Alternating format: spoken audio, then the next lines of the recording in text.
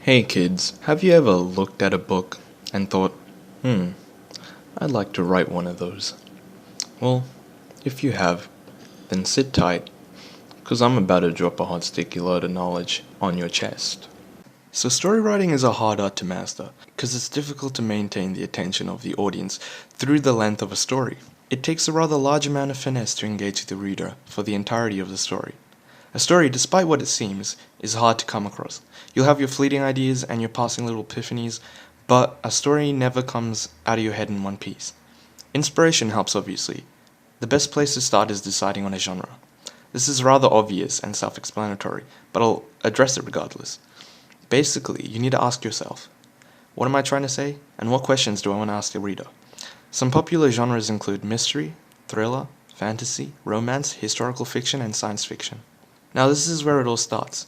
The first word is surprisingly hard to throw on the page. It seems dumb to say, but it's a strange mentality to hold everything back without a perfect beginning. Let's just say we're writing a dystopia, where the government rules its people in tyranny.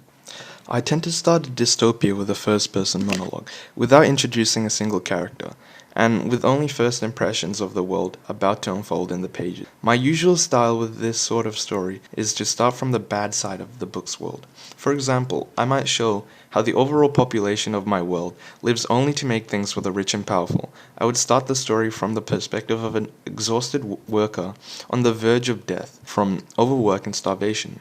Something like that, but obviously with your own touch to the story.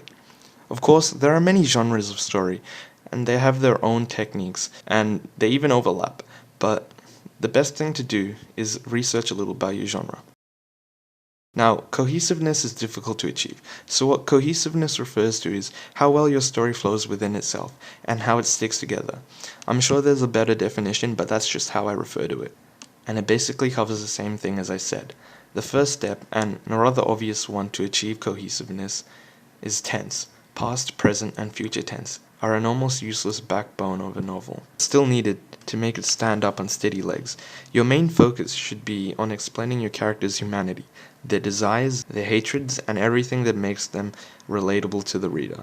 Appealing to the dynamic of a character is important for cohesion. For example, if the protagonist is a teenager, then the character should be a relatable figure to a teenage audience. The story themes and the situation of the characters is important too. If our setting is a dystopia, we want the novel to be encompassed by the same feeling as the characters would. Despair, hatred, along those lines. Avoiding lengthy deviations from the plot is important too. You want immersion in your story, not disconnection. Flashbacks are a common fault in dystopias. Sometimes there is simply no other way to express a backstory, but delving into the backstory of any one character for too long is a great disconnect from the plot. Tying up loose ends in a story, as many as possible, is crucial for any story.